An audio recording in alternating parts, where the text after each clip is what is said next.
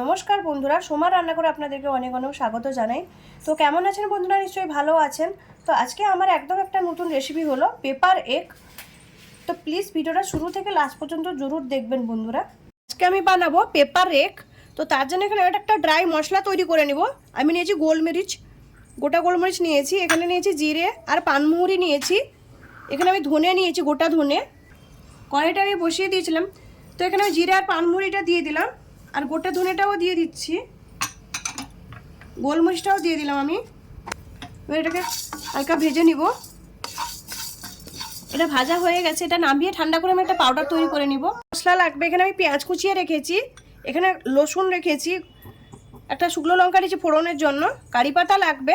তো এদিকে আমি কড়াইটা বসিয়ে দিয়েছি, আমি রিফাইন অয়েল দিয়ে দিচ্ছি, ডিমটাকে ভেজে নিব। তো এখানে আমি লাল লঙ্কার গুঁড়ো দিচ্ছি, ধনের গুঁড়ো দিচ্ছি, গরম মশলা পাউডার দিলাম অল্প করে, হলুদ দিচ্ছি, স্বাদ মতো নুনটা দিলাম। এটা একটু মিক্স করে নিব এভাবে। এবার আমি ডিমগুলো দিয়ে দিব মশলার মধ্যে, এভাবে দিয়ে দিব ডিমগুলো। উল্টো করে আমি ডিমটা দিয়ে দিচ্ছি, গ্যাসটা স্লো করে ভেজে নিব লাল করে একটু।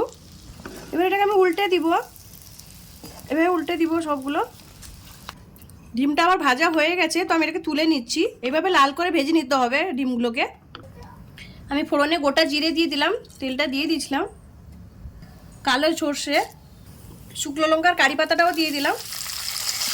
এবার আমি নেড়ে নিব এইভাবে। এবার আমি পেঁয়াজ কুচিটা দিয়ে দিচ্ছি, আমি এখানে রসুনটাও দিয়ে দিলাম, রসুনটা গোটাই থাকবে। এবার নেড়ে নিব এইভাবে। পেঁয়াজটা হালকা করে ভাজা হয়ে গেছে, একটু আদা রসুনের পেস্ট দিচ্ছি, ভালো করে মিক্স করে নিব আমি। আমি এখানে 3টে টমেটো পেস্ট করে নিয়েছি, তো পেস্টটা আমি দিয়ে দিচ্ছি। পেস্টটাকে ভালো করে মিক্স করে নিব এবারে মশলাগুলোকে সব। দেখুন মশলাটা আমার কষানো হয়ে গেছে, তেল ছেড়ে দিয়েছে। এবার আমি ড্রাই মশলাটা দিয়ে দিব, হলুদের গুঁড়ো দিচ্ছি, লাল লঙ্কার গুঁড়ো, ধনের গুঁড়ো, গরম মশলার গুঁড়ো, ভালো করে মিক্স করে নিব আমি। এবার অল্প করে জল দিয়ে দিচ্ছি এই মশলার মধ্যে, মিক্স করে নিব ভালো করে জলটা দিয়ে। এবার যে মশলাটা পাউডার করে রাখলাম ড্রাই মশলাটা, ওটা আমি দিয়ে দিব। এটা একটু বেশি লাগবে, 1.5 চামচ আমি দিলাম। গোটা গোলমরিচ দেওয়া আছে, আমি সামান্য একটু গোলমরিচের গুঁড়োটা দিলাম। এবার ভালো করে এটা মিক্স করে নিব। ভালো করে মিক্স করে নিয়েছি, মশলাটা কি সুন্দর করে একটা গন্ধ বেরিয়েছে। এবার আমি ডিমগুলো দিয়ে দিব, এবার একটু নেড়ে দিব। এটা দারুণ খেতে হয়, আর এটা লাঞ্চে কিংবা ডিনারে এটা অনেকটাই খেতে ভালো লাগে, রুটি কিংবা ভাতের সঙ্গে দারুণ লাগে খেতে পেপার এগটা।